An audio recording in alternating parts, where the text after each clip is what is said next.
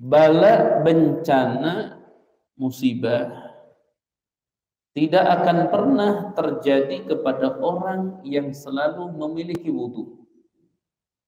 Orang yang selalu punya wudu, dia akan selalu dijaga oleh Allah Subhanahu wa taala. Sampai-sampai mohon maaf, orang yang memiliki wudu ketika dia wafat, ya. Orang yang memiliki wudu ketika dia wafat,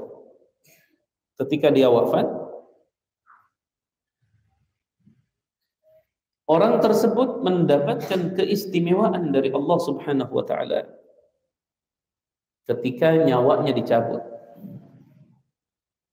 Ketika itu Rasulullah sallallahu alaihi wasallam berbicara dengan malaikat Jibril alaihi salam, di mana diskusinya Nabi Muhammad dengan malaikat Jibril, wahai Jibril, apakah ketika aku meninggalkan dunia engkau akan turun lagi ke dunia? Malaikat Jibril alaihi salam menjawab, ya Rasulullah, aku tidak akan turun lagi ke dunia untuk menurunkan wahyu. Jadi kalau menurunkan wahyu tidak akan turun lagi, karena Nabi sudah tidak ada. Tapi aku akan turun lagi atas perintah Allah untuk menghadiri orang yang sakaratul maut dalam keadaan memiliki wudu. Coba bayangkan. Ini salah satu contoh ajaran dari Nabi Muhammad SAW. Mendawamkan wudu itu menjauhkan diri kita daripada musibah, bencana. Bahkan termasuk musibah yang paling berbahaya adalah mati su'ul khatimah. Dan mati su'ul khatimah ini pun ternyata tidak berlaku bagi orang-orang yang ketika sakaratul maut dia memiliki wudu. Nah, banyak di antara kita saat ini, mohon maaf, kehidupan ingin berkah, kehidupan ingin lancar, jauh dari musibah, bencana, dan lain-lain.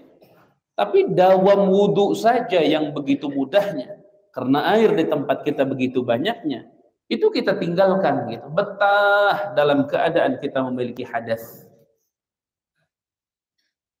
Rasulullah SAW cerita tentang dialognya Nabi Musa alaihissalam dengan Allah, di mana Allah Subhanahu wa taala katakan kepada Nabi Musa, "Ya Musa, idza asabatka musibatun wa anta ala ghairi taharah, fala talumanna illa nafsak." Wahai Musa, andaikan kamu terkena musibah dan saat itu kamu tidak memiliki taharah, suci, maka jangan menyalahkan siapa-siapa. Bayangin. Artinya apa? Memiliki wudu itu menyebabkan kita jauh daripada musibah, menyebabkan kita jauh daripada bencana, kecelakaan, dan lain-lain. Punya wudu. Ya, makanya khususnya santri ini mesti belajar dawamul wudu. Kalian air banyak di kolam, apa banyak. Dawamul wudu. Terus-terusan berwudu. Bahkan bapak-bapak mohon maaf loh, yang kerja nih dawamin wudu. Allah menjamin orang yang dawam wudu rezekinya ditambah. Bahasanya Allah ditambah ini melalui lisan Nabi ini, bahasa ditambah bisa jadi ditambah jumlahnya, yang sudah pasti ditambah keberkahannya. Ya, dalam salah satu riwayat, dum ala taharah yuwassa' lakallahu rizq. Dum ala taharah, terus-terusanlah kamu di dalam memiliki taharah. Yuwassa' akan diluaskan laka untukmu ar-rizq. Pintu rezeki diluaskan sama Allah. Ya. Makanya kita kan sekarang kondisinya, coba mohon maaf, dawam wudu saja kita udah nggak bisa gitu loh. Makanya ketika musibah terjadi kepada kita, jangan nyalahin siapa-siapa. Kita yang mengundang musibah. Dulu ada seseorang, orang tersebut selalu mendawamkan wudu. Orang tersebut selalu mendawamkan wudu. Ini santri ini ceritanya. Ini cerita nyata yang saya tahu sendiri gitu. Ini cerita nyata yang saya tahu sendiri. Ada orang selalu punya wudu nih. Ya. Suatu ketika datang tamu dari Madinah. Ya. Tamu ini ngumpulin orang-orang ini.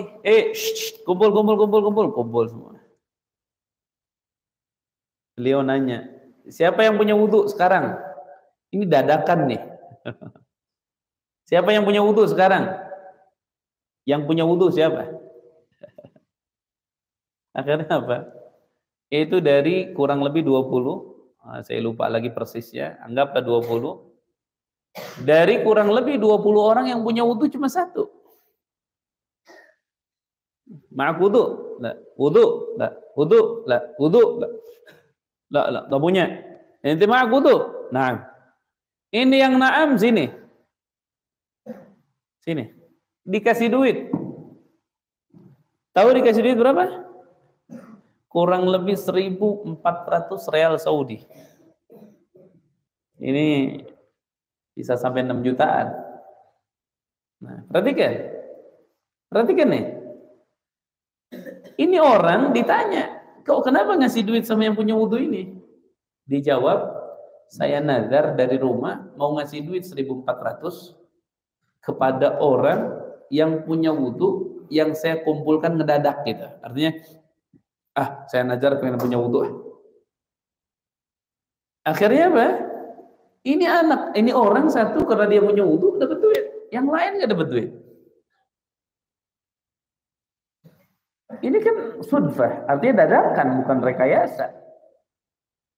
Ini salah satu contoh-contoh kecil yang terjadi kepada sebagian orang yang kita ketahui, itu orang dawam wudu itu rezekinya diberkahi oleh Allah Subhanahu wa taala.